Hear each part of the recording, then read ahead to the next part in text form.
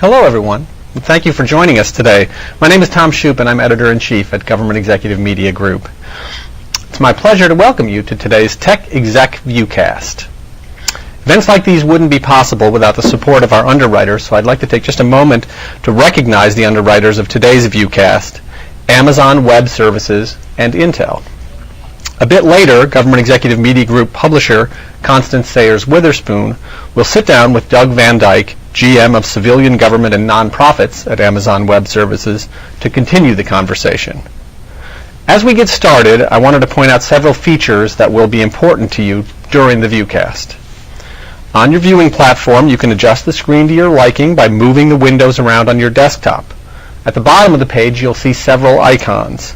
The purple button contains additional resources. The blue button contains a bio for our speaker today. And most importantly, the red button. It allows you to ask a question, and we encourage you to do that. In just a few minutes after we have our conversation, we'll take some of your questions, and so you can submit them at any time during the Viewcast. And also, if you'd like to submit questions via Twitter, you can do that using the hashtag TechExecViewcast. With that, I'd like to introduce our guest today, Dr. David Bray, Chief Information Officer at the Federal Communications Commission. Thanks so much, Dr. Bray, for being with us today. Thanks for having me, Tom. Dr. Bray has been working in the public and private sector since 1993 in the areas of crisis response, collaboration, cybersecurity, and civilian IT advances. He served as IT Chief for the Bioterrorism Preparedness and Response Program at the Centers for Disease Control and Prevention, where he led the technology aspects of the bioterrorism program's response to 9/11, anthrax in 2001, SARS, and other outbreaks. Dr. Bray deployed to Afghanistan in 2009 as a special advisor to NATO's International Security Assistance Force and U.S. Forces Afghanistan, with the task of helping to think differently on critical military and humanitarian efforts. He later chaired initial White House efforts from 2010 to 2011, focused on improving relations between the information integration, network interoperability, and civil liberties activities of the federal government. With all that experience behind him, in August of last year, he became CIO at the FCC, where he oversees efforts to modernize legacy systems and transform technology partnerships in areas ranging from telecommunications to public safety and security. So thank you very much for being with us. As that bio indicates, over the past 15 years or so, you've been at the center of things ranging from 9/11 to Afghanistan to the privacy and civil liberties debate. Just how have you managed to get yourself at the center of all these important things government has done? Well, you humble me with that intro, Tom, and I appreciate it.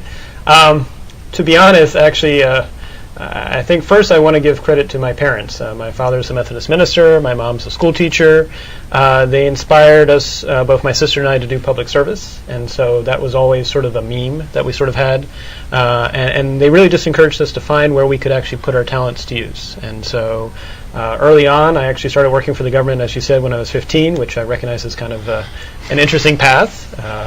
That was back in 1993, so I guess the dot-coms hadn't started yet, although I actually was working on pre-Netscape Navigator. This was Mosaic and working on the early web there.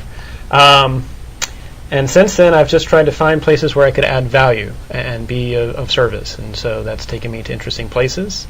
I do have to admit, early on in my career, and maybe even so even today, I worry that I'll say the best years of my life were my teenage years. and so I have no idea what the future has in store, but I hope I continue to be of service to the public. Great. Not to, at the risk of putting you on the spot, of the various challenges that you've been in and around, what's the biggest that you've had to deal with so far? Wow. That is a great question. I think probably the biggest challenge was right after 9/11. Literally, I had signed up about a year earlier for what was called the Bioterrorism Preparedness Response Program at the Centers for Disease Control. We were only about 35 people. I was the one IT person that also happened to know biology.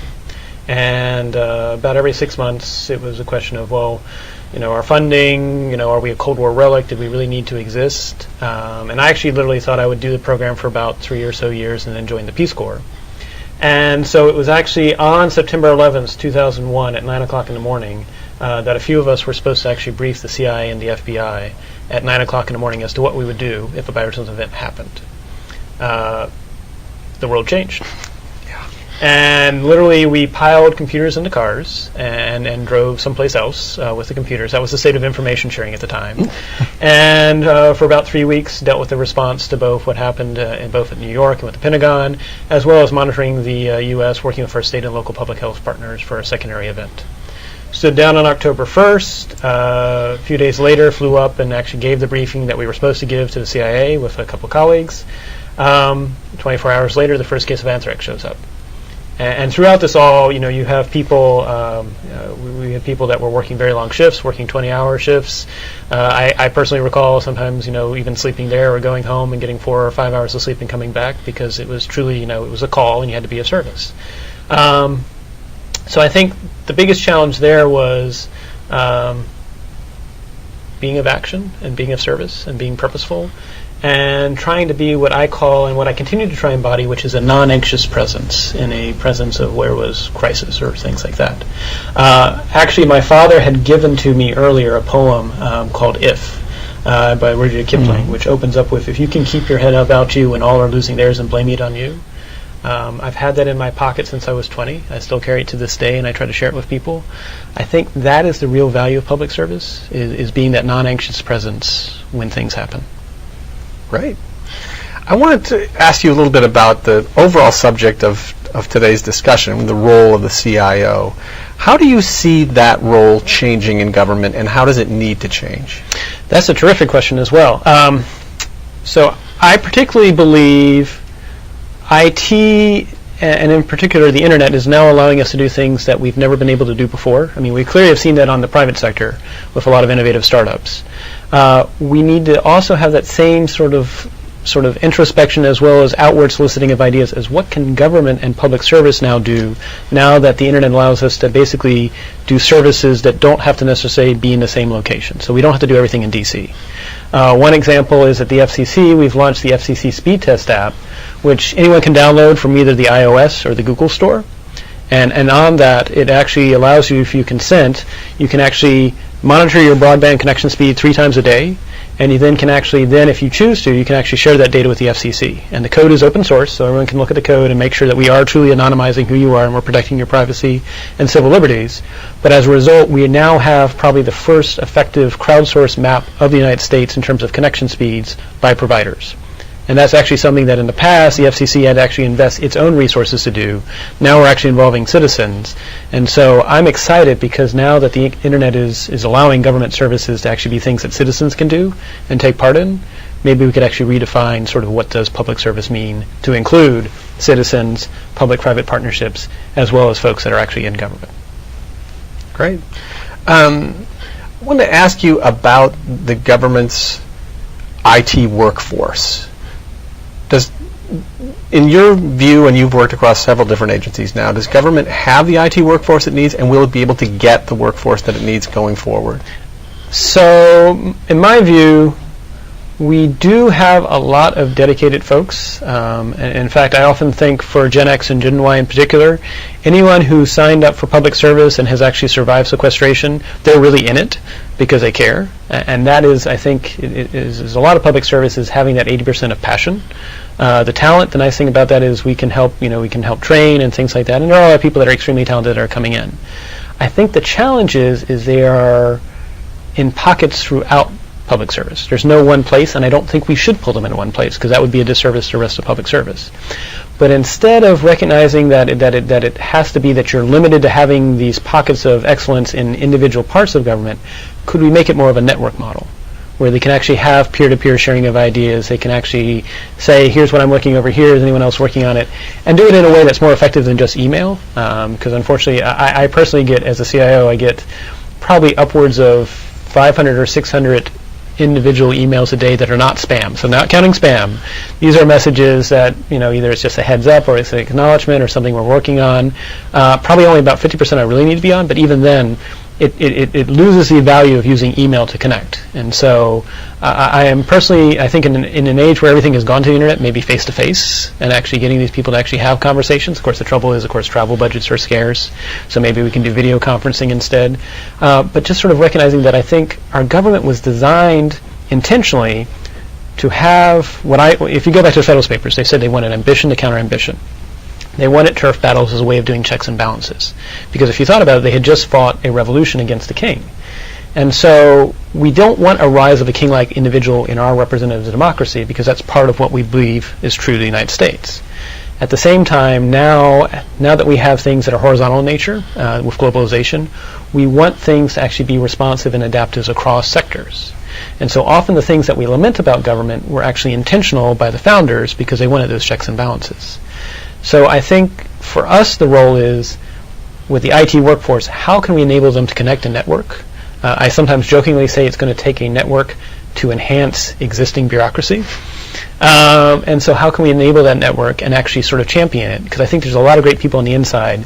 I'm honored that you're having me here, but I think there's a lot more people at the FCC as well as the government agencies that if you met them, you'd be so floored at some of the great stuff they're doing.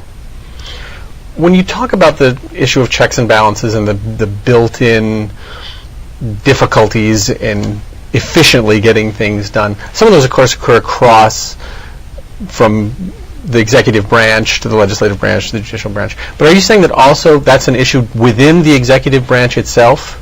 I do. I think it is an issue. And I think it's, again, you don't want any one thing to change too quickly. I think the public expects us to have consistency in government operations. Unlike a startup, we can't have an agency say we tried, but we happen to go bankrupt. That's not something we can do. And so as a result, when we are thinking about sort of the checks and balances, I think they are embodied in the executive branch. But that's also part of the funding approaches. So the legislative branch does have different committees that fund different parts. They have an interest in their own in committees, and so as a result, same thing with the executive branch too. There's different things there. And so I've always been, throughout my career, I've always been looking for horizontal and how can we work across domains and sectors. That's probably why I've gone into IT, because IT does cut across sectors. And I think that's a real interesting opportunity, which is how do we do horizontal networked collaborations in a system that was intentionally designed to be more compartmentalized, with good reason, because we don't want too much power or too much change to happen overnight, but we still need some adaptiveness and responsiveness to occur to address 21st century issues. I want to talk a little bit about some of the specific ways that IT can facilitate this kind of change. Mobility is one.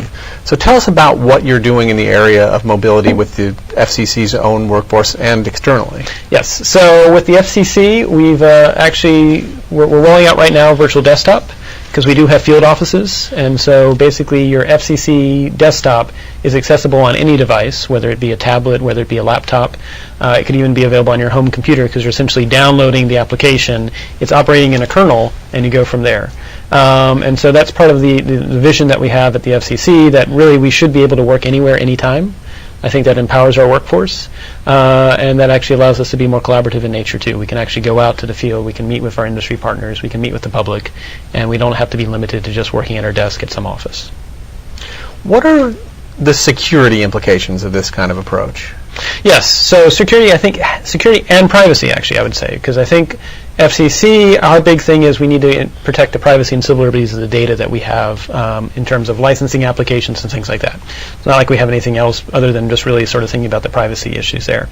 So what I've asked the team to do is think at the beginning of whenever we design an application, we should be able to define what the application does in terms of what we expect it to do, and we should be able to define what it shouldn't do as a result. And so if we can define what it shouldn't do, then we can actually have those alerts that go off. It could be that the server has gone down, it could be that there's a software bug, or it could be that something malicious is actually trying to be done to the code. But we've baked in privacy and civil liberty protections at the grounds up with the code. And you can see that embodied when we talk about the FCC speed test app. I want to give props to both James Miller as well as Andrew Wolf as well as Michael Byrne at FCC. And so with that, they actually thought about how when we actually collect the information, it's even at the collection point, we don't know who you are within a certain mile radius, and so there's no way for that data to ever be compromised in terms of your privacy or civil liberties. We don't know who you are from the get-go on. And so when we're doing virtual desktop, when we are doing mobility, we need to also think about how do we bake in security with that at the code level so that we are actually being, good stewards of the public data as well as the public trust that people have put into us. How would you assess cybersecurity efforts overall in government from your perspective? Well, I think government's a huge target. I think that is something that it may not necessarily be as acute to individuals. I do think we are the testing ground for folks. And so I think this is a big issue, not just for government. I think it's a big issue for everyone around the world, which is how can we come up with ways of doing all three? Privacy, civil liberties, and security protections on information and data, such that citizens have the trust in terms of their interactions with society. How can it be? We need to come up with solutions in terms of when you turn on your water or when you plug into your electrical socket, you're not worrying about having to do an additional filter on it, that it has become something that you can trust into when you plug in. But when you plug into the internet right now, sadly, I often tell people that if you want to be completely secure, disconnect yourself from the internet, and even then there may be other things you have to do. How can we get that trust in terms of what things we're doing on the internet? In all the things that you want to do and other CIOs want to do, a lot of what we hear is that people are saddled with legacy systems. And often you hear people come in and say, I couldn't believe the state of the systems when I came into office. So you're relatively new at FCC. What's your assessment of the state of the art there? Yes. So I often say that being a CIO is like being an individual who goes and buys a used car and drives it off the lot and then only then looks at the engine and says, what did I just inherit? So at the FCC, I've inherited at last count at least 207 different systems. Which is interesting because we're only an agency of 1,750 people. So I sometimes feel like I'm Oprah Winfrey, where it's like you get a system, everybody gets a system. It's about 1 in 9 people. For every 9 people we have another system. And we have 18 different bureaus and offices. And so there's a need to work on an enterprise perspective across these different systems. Ideally, what I would like to work towards is let's understand the workflow that's embodied in these systems. At last count, more than 40% of them, and this was actually 2 years ago. 2 years ago, at last count, more than 40% of them were more than 10 years old. So I imagine that number has only increased. So as we understand the workflows that are meant to be embodied in these systems, can we actually instead sort of identify opportunities to modularize them? For example, we don't need to write 200 different times how to authenticate a user. That should actually be a module that we can reuse across different services. Equally, we don't need to write how to export to PDF from a system. That should be a module of code that we should reuse as well. If it's anything geospatial related, we can have that also be. And so it's sort of like a bottoms-up approach to service-oriented architecture. But instead of me as CIO sort of forcing it on the agency, I want to first understand what is the work we're trying to do? Has the workflow changed? Oftentimes at the FCC, when I'm talking to people, because we haven't updated our systems, because we haven't had the resources to do that for so long, the processes that we were using, for example, whether it may be in complaints where we're mailing out paper forms, that may have made sense 10 years ago, but now that internet accessibility has increased, we could default to a web-first approach, and if it's not available by the web, then we can do a telephone. Well, in some respects, that's not IT. That's actually improving your process first, and then figuring out how the IT can enhance that and actually identify modular approaches to it. So I look at what I like the team to do, at least for the next 2 years, and then actually I have a goal of about in 18 months that we have IT, that folks are coming to FCC in terms of it is now one of the best places in government that actually has modernized its IT. But my goal is to begin a serious, hard look at how do we modernize these legacy systems. They've been neglected for so long. To be honest, the FCC apparently has had 9 CIOs in the last 8 years. So here at 7 months, if I stay for another month, apparently I'm at the average or beyond, and hopefully that will be the case. But sort of encourage the team to do the really deep, summative work of let's roll up our sleeves, let's do the work that's behind the scenes that maybe most people will never see, but if we don't do it, things will break. And we will lose public trust, and so we need to do that hard work at actually modernizing our IT systems. When it comes to those 207 systems, do you have a number you're shooting for to cut that down to? Yes. Well, actually, I mean, the specific number, no. It depends on the different workflows, but I would love to be able to come back in 18 months or 24 months and say, we have made substantive strides that I no longer have 207 systems.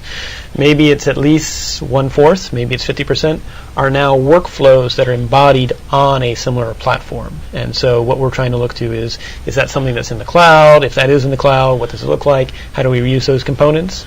But part of that's going to be how do we engage with not just the folks at the FCC, but how do we reach out to our partners, the people that use our website, the public, and how do we reach out to them and actually have that conversation about what are the workflows that we need to modernize that are even non-IT in nature, and then how IT can help that, and how can we then have that be a more sustainable path than essentially having 207 systems for 1,750 people at the FCC. Yeah. You mentioned the cloud. How important is the shift to cloud computing in this whole modernization process? To me, it is extremely important. Part of it is we currently have our data systems on site, which means we're paying for DC real estate to store our data, which is probably an area where it's not the most cost effective. But also, if you look at it, the cloud allows us to do more rapid provisioning of common development platforms, as well as what we can do in the coding. And again, if we're really thinking about how do we bake in at the code level up privacy protections, security protections, I think the cloud enforces a discipline, if you're doing it right, where you actually have to think about from the ground up, how am I actually going to have alerts if something's going on? I know our security sometimes says, well, that means then the cloud people are going to be the first ones on the scene as opposed to us. But I think if you do it right, you can again have those triggers go on so that you can actually know what's going on with your services. You can know if you're seeing a spike in activity. It could actually just be more people are using the application. For example, with our national broadband map, that's actually an example of where right now it gets about 5 million hits on a month, of which apparently 9 out of 10 are more machine-to-machine transactions because other people are writing APIs, application protocol interfaces, to our data. Only about 1 in 10 is actually a human person. The rest are machine-to-machine. When the Time Warner Comcast came out, we saw that 5 million suddenly spike to 13 million. And so that's an example, again, of where having cloud services, we can actually do that sort of rapid provisioning of services when we need to, because of now there's some new topic or issue that our chairman needs to be responsive to, and we can help support that agenda. Is this, from a workforce perspective, are these kind of things, this level of change, difficult for the workforce to adjust to? So yes, I think change is always challenging. It's always easier to do what you've done. But our chairman has a wonderful phrase, which is saying that's what we did last year is just an excuse for not thinking. I use Mark Twain, which says if you do what you've always done, you're going to get what you always got. And so I thrive best in organizations, and if you talked about my history, I tend to go to assignments where we need to change. Because that's tend to be what I embody. If it's something that's already been done before, I'm probably not the right person for you. If it's something that has never been done before, I would love to be there because I get joy from that. I also like being the underdog, and so it's when you give me this near impossible task that people say, how are you ever going to help make that transformation? I actually get an excitement of someone saying that's impossible. So when I first arrived at the FCC, my first 3 months was really, and it continues to be, understand, listen, seek to understand the narratives that are there. The wonderful thing about the FCC is about 15 and a half, of the workforce, they've been there for 15 and a half years, which is amazing for a government agency, that the average person has been there for 15 and a half years. I literally have met people that have been there for 30 years, 40 years. I've even seen people that have hit their 50-year mark, which is quite impressive for a government agency. And so it's important to understand the narratives and the histories of the place before you start to try doing change. Get input. One of the things I also did was I brought in food on my own dime to get different people to come together and actually just say, I'll be available between the hours of 11 and 1. I brought in food. If you'd like to have some food, come join me and have some conversations. And so I begin to hear and understand because, again, if I'm only 7 months in, I've now hit 7 months of a 15-and-a-half-year journey just to no longer be the new guy. And so then to begin to do change, I like to quote Peter Drucker's quote, which is, culture eats strategy for breakfast. And that's, again, why understanding the narrative is so important, because we are embarking on what I believe is an 80% human venture, a 20% technology venture. I believe my role as CIO is to be digital diplomat, both internal to the agency as well as outward in terms of what we're doing at the FCC, but also human flak jacket, because change means some bullets are going to be fired. And so in serving as human flak jacket, I've tried to encourage the team that they are empowered. One of the things that we've launched is an entrepreneur. So entrepreneurs are entrepreneurs on the inside. So it's that same innovative spirit of work with people, identify opportunities as well as challenges to be solved. And if you find it and you tee it up for me, then I basically will say, sure, you're free to move forward on the plan. Here's some funds to invest in it. And as long as it's accomplishing some of the top priorities of the chairman, go forth and check back on progress. But the wonderful things we have right now at the FCC is our chairman, Tom Wheeler, he comes from a venture capital background. And so when I interact with him, he's treating me as if he's a VC asking why should he invest in me. I'm modeling that same thing with my team when I'm actually talking to them for sort of empowering ideas as to, we need to actually transform how we do work at the FCC. How can we do that with an entrepreneurial spirit inside of a public service agency? And so recognizing that I'm now saying this live, but we're running a .com in government and not telling anyone about it. Are you, in that process of doing that, are you able to attract the fresh talent that you need that has sort of the cutting edge skills that they can devote to this kind of effort? So what we're looking at is almost a three-phase approach. So we do have an existing workforce, and unfortunately we did put in a request, and Congress is actually right now approving it to get new hires. But we're also looking at, can we detail great talent from other government agencies? I'd like to make it the case that there's certain places that you think of, if you want to be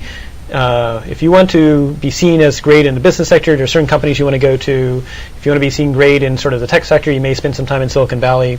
I'd like it to be seen that if you want to do something that relates to telecommunications and the internet, spend 1 or 2 or 3 of your best years at FCC and then go on to something else.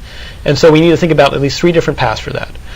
One could be we can do details from government agencies, or we can do short-term appointments. The amount of paperwork involved for a short-term appointment is much faster than a longer-term appointment.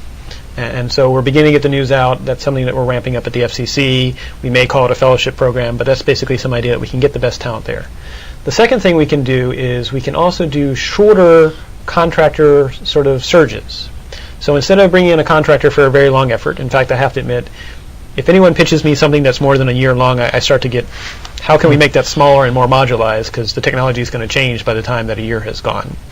But could we bring people in for 90-day or 100-day stints where they're coming in as a contractor but with a very intense purpose of, let's show a different model of how we can get something done that some people might say takes 9 months, let's get it done in 120 days. And we may call them FCC ambassadors or something like that, but it's really beginning to show both internal to FCC as well as externally that you can do modular IT and you can do it in faster stints. So we're going to be working for procurement people on that. And then last, I do think it's part of a longer term, looking at our workforce, having a hiring plan that actually thinks about how can we recruit the best and the brightest. We actually have already started to get some people in. I'm also celebrating when I ask my team, I sit down with all of them and I say, what brings you joy? And in fact, whenever I meet with someone, I say, what brings you joy?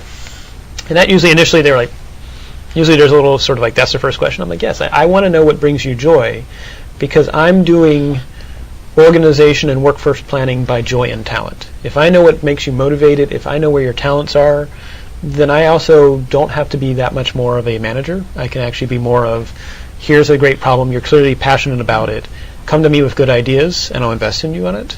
And again, embodying that idea that the CIO really should be a cultivator of great ideas, that digital diplomat and that flak jacket.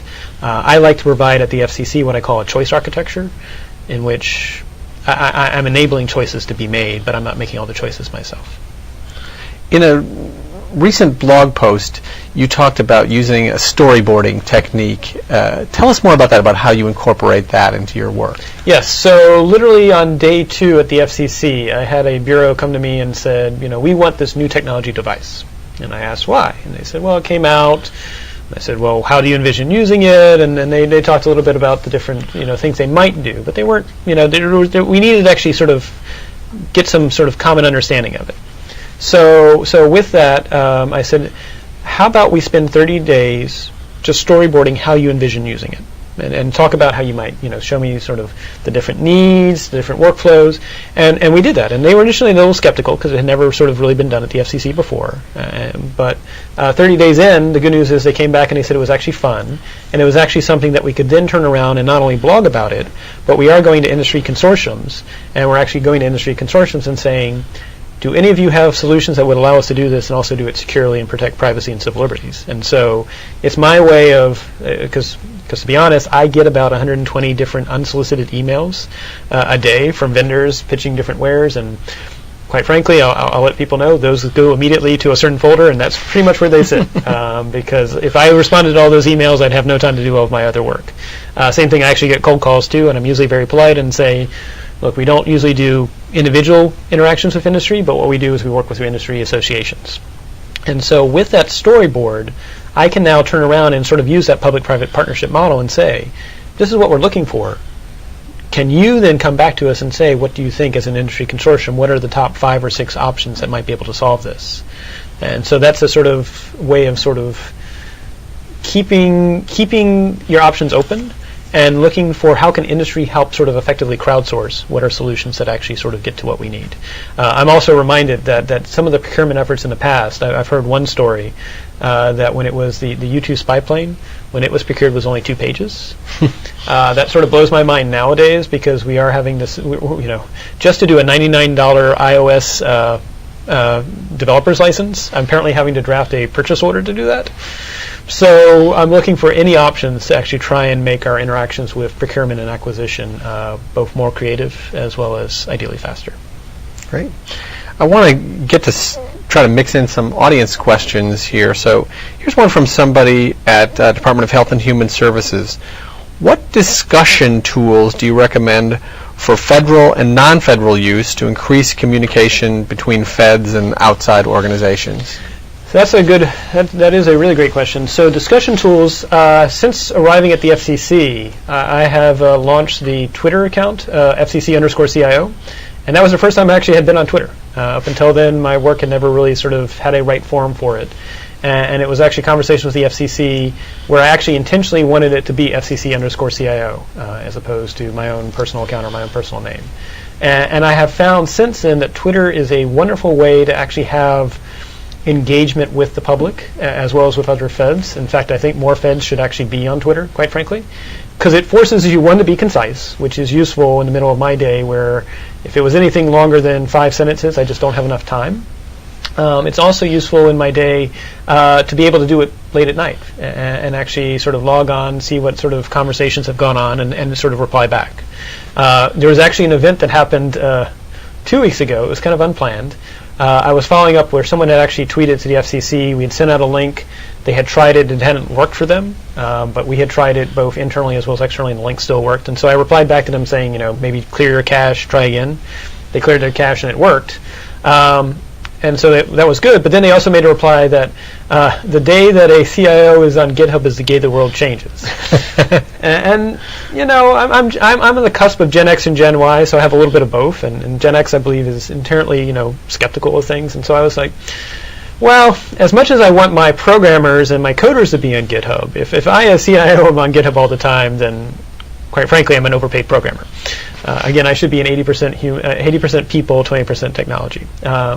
But it went on. We went back and forth for a little bit, and they said, well, why don't we actually, and they actually created on the fly a Ask Me Anything forum on GitHub, in which they said, what questions do you have for the FCC CIO? And this was real time. And I was like, hope my public affairs is okay with this. And they had some good questions. Although the first question they asked actually was not something I could answer. It was actually one of the coders, Michael Byrne, our geospatial information officer was. And so I said, great question. Michael Byrne, who was also on Twitter, I said, Michael Byrne is the right person to answer that question. But it was a good sort of spontaneous engagement with the public as well as the private sector on interesting issues that, quite frankly, you couldn't do by email. You probably couldn't do through a closed system. And it was a very open dialogue. And so I think when we look at discussion tools, we should look for things that are both attentive to the fact that people have huge demands for their attention to get work done, and so it should be very easy to use, very sort of attention, recognizing attention is a scarcity, and at the same time should be open.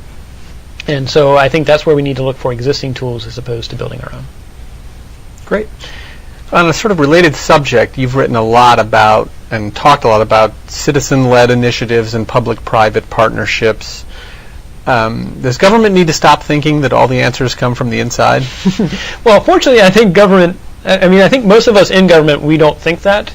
I think the big challenge is how do we enable those people that are in the inside that do recognize? I mean, quite frankly, we're all citizens. We're all, whether we're global citizens or citizens of this country, we all care about seeing what we can do as society.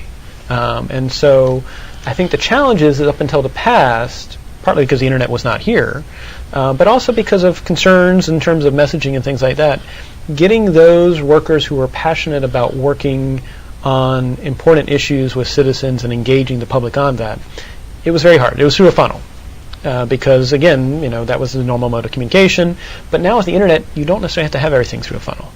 And so I think the big exciting thing to me is what can not only the public do that actually benefits the public sector, but also what can government workers do that more engage the public sector. And there's going to be some learning. It's going to be some interesting sort of startup models that are going to need to be tested. I do celebrate what Code for America is doing in terms of as a model. It is a short-term, usually they focus on short-term, sort of very visible wins, whereas most of what's needed on the public sector is going to be longer-term, where you have to understand the culture, you're going to have to build that narrative, you're going to have to build that change.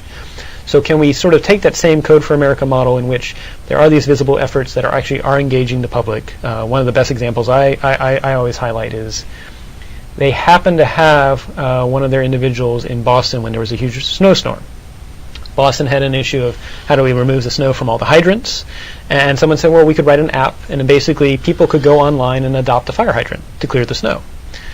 That was so successful that later, when actually in Hawaii, where they're looking at tsunami alerts, where you have to check the batteries, they could repurpose that same code for tsunami alerts and actually check the batteries. And that was a way of both empowering citizens to play a role in public service, because it really is we the people. It's not us in D.C. It really is we the people. And at the same time, it also reduced the financial and the tax burden that had to be done by government, because it's no longer something, it could actually be we could each individually do a small part well and not need to do this all large. And so I look at what's happening around the world with internet and with globalization, and I think how do we maintain ourselves as a representative democracy and actually truly go back to embodying we the people? I'm very excited about the internet, and that's again why I guess I'm here in IT is I think the role of a CIO is think about how do you engage not just the people in your organization, but the entire public and the global society as it is.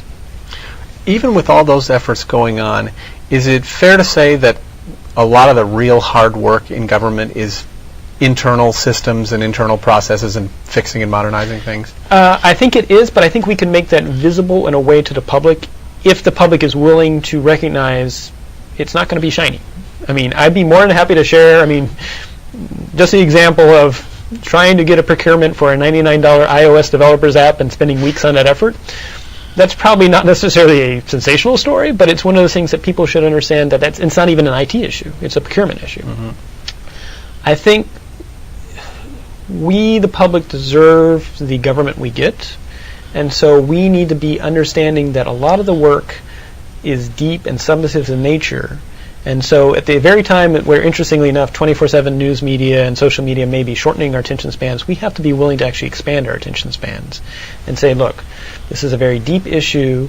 If it was easy, it would have already been solved. It's not that people don't care and there aren't people that smart. In fact, I find some of the smartest, most dedicated people throughout public service, and that's probably where I get joy, is they're there. And so sort of having that willingness to understand the different interconnections and recognize, again, a lot of times it was because we intentionally wanted checks and balances. We should still have those checks and balances, but we now need to sort of evolve our structure. And the solution is not to blow everything out of the water or create from scratch. I also don't think the answer is to centralize everything. I know that oftentimes when people new to government face the challenges of the existing system, their usual response is to try and control everything. I think that does a disservice. It should be, you actually should go against that and actually try and say, how can I empower, again, that sort of entrepreneur model on the inside, people to be bridges and reward those bridges of innovative folks working to actually solve deep subsistence issues and be a champion of them. And I'm excited in my role because that allows me to actually identify and empower people who are innovative entrepreneurs on the inside and champion them. As you go through this process, one of the things that I'm sure you run up against is budget limitations. And that's been a problem that's been very acute in recent terms. How bad was it over the past year, and do you see things now getting better? It was bad. But again, we're here to work with whatever resources we get. I often think the model of government is, if you don't have a chair, fine, turn over a trash can, sit on the trash can and get to work. I mean, we'll get it done. And I love that sort of go-hung spirit. And so I think it's like we were cruising at maybe 35,000 feet, and we were getting things done, and then we were asked to, for whatever reason, let's take it down to 15,000 feet for a while. I think now maybe we're beginning to pull the plane up a little bit so that we can go back up to 35,000 feet and actually get things done. Quite frankly, my assessment at the FCC during sequestration, I know people often ask, can cloud save money? The challenge was they weren't even spending money on these systems. They were just letting them run as is with no new investment. And so you can only save money if you're actually doing investment in them. And so I'm very hopeful with the modernization. Not only can we make these systems easier to use for the public and our partners, but we can actually modernize them so that hopefully something does not break just because they're so old. I know one issue that's been sort of near and dear to your heart is balancing information sharing and information protection.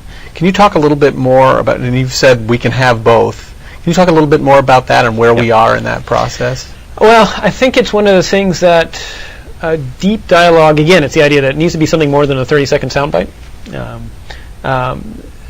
I think we've long had the opportunity to do research into thinking about, instead of collecting information about an individual, which inherently is private and inherently and needs to be protected, let's instead have the machine identify behaviors but abstract who the individual is. So we don't know who the individual is. We're just looking at verbs for all intents and purposes.